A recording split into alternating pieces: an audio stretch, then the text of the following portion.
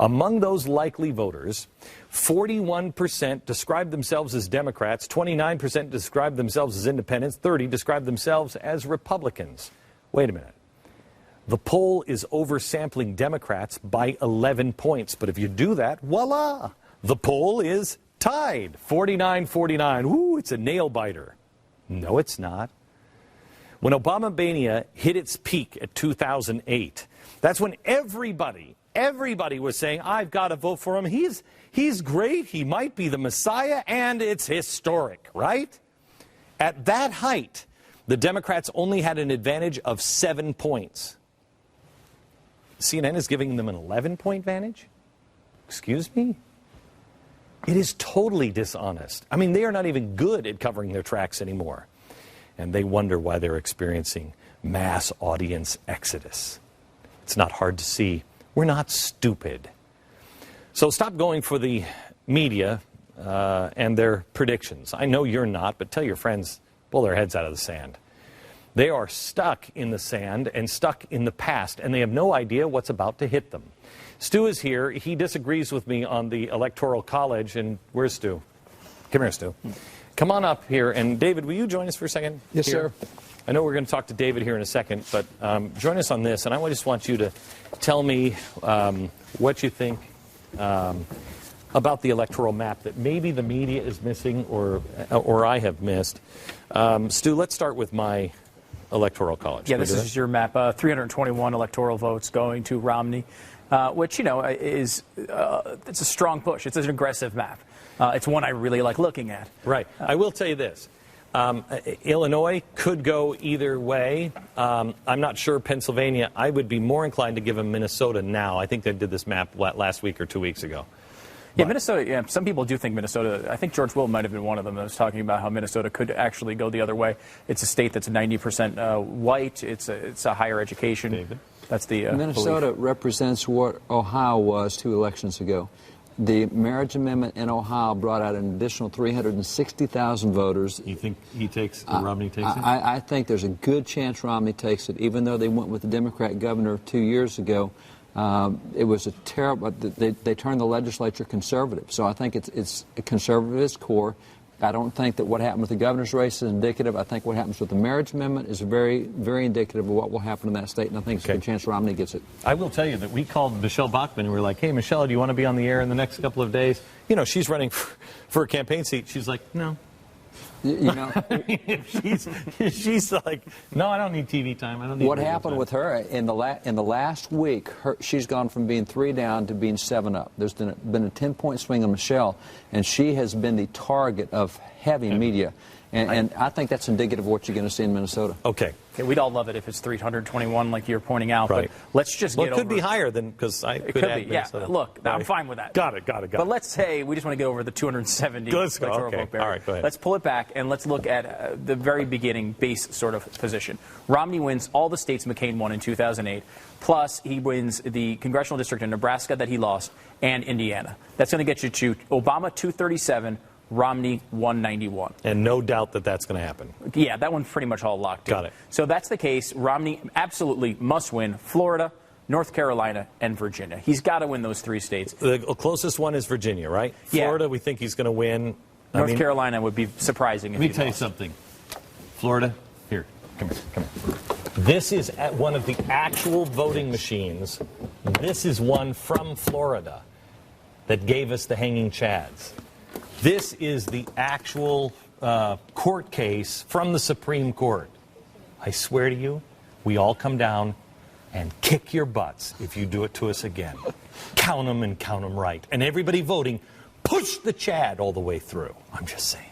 Okay, anyway, any doubt that Florida is going to... No, I think it's a safe bet. Okay, go ahead. They're still tight states, though. And that's one of the things, like, it could go early for Obama if he loses one of those 3. Virginia? Virginia is going to be a tough one, but I think Virginia goes because of the rural areas. Virginia is taking the Ohio model.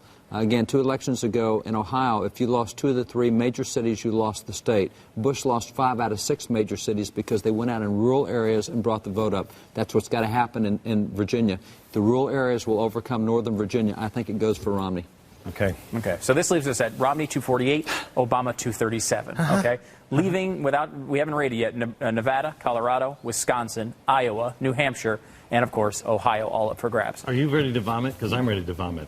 If you're at home ready to vomit, I'm with you. I'm with you. All right, three paths to victory for Mitt Romney. Number one, the Ohio +1 plan.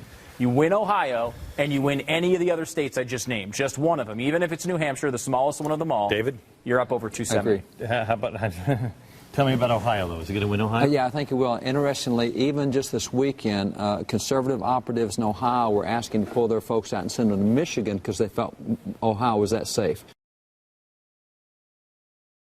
Ohio is so safe, we're willing to go to Michigan and work there. Holy cow. Wow. I mean, hopefully that's true. I mean, it's...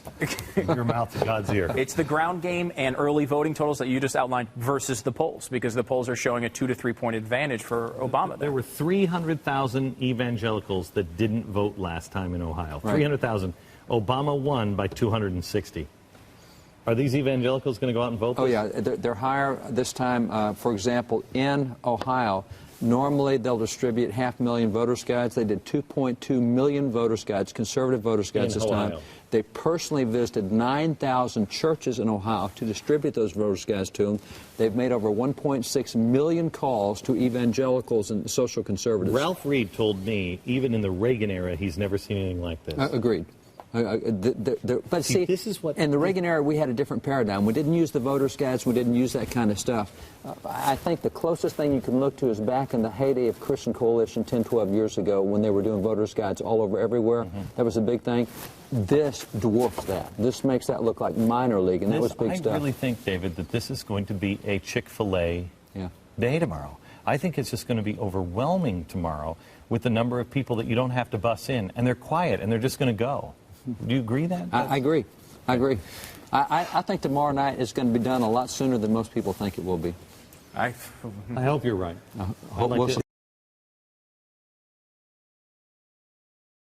Scenario 2 is this way, where if you're going to lose Ohio, you can still win if you're Mitt Romney, but you need Wisconsin and Colorado. This is the Wisconsin and Colorado option. So you win Wisconsin, Colorado, and then one of the 3 remaining states. Okay, hang on. Wisconsin, I think he could win. Do you think he could win that? I think he can. I think Colorado's the toughest one. Really? Yeah, I think Colorado's toughest one. Isn't he? Colorado has been so weird in the last 3 elections. They haven't gone the way they've been projected. They're a pretty conservative state, but they've gone more like Boulder and Denver. And so if that trend continues this time, and I don't see why it wouldn't, that's the one that bothers me is Colorado. I have to tell you, if they go that way, we kick them out of the union. Now, Colorado has had less of a ground game than some of the others have had. So they have not had the same kind of ground game that we've seen in Pennsylvania that we've seen for our side. For our side. Ooh, that's not good. Yep. Now, there's one other path here. You lose Ohio, you lose Wisconsin. You can go the other way and sweep all the other small states we talked about. What's Colorado, New Hampshire, Iowa, Nevada, all of those. You sweep all of those, you can get to 270 as well. But it's obviously a rocky road when you want all of the states at once. No slip-ups in that until the model. polls close tomorrow, do not use the words rocky road. Yeah. I haven't had anything sweet. I haven't had anything. Now, let me give you one little black rain cloud map here, which is frightening. You. Yes. What a surprise. Mitt Romney could, in theory, win New Hampshire, Florida, Virginia, and Ohio, and still lose the election in a somewhat plausible manner by losing a bunch of states like New Hampshire and Nevada and Iowa. And that's, to me, the most terrifying scenario, because, I mean, if he can actually win in Ohio, I think every conservative on earth thinks he's going to be the president. Get out of here. But it's possible that Get it out might of here. not. I don't like even listening to him. This is like a little black rain cloud all the time. Thank you, Stu.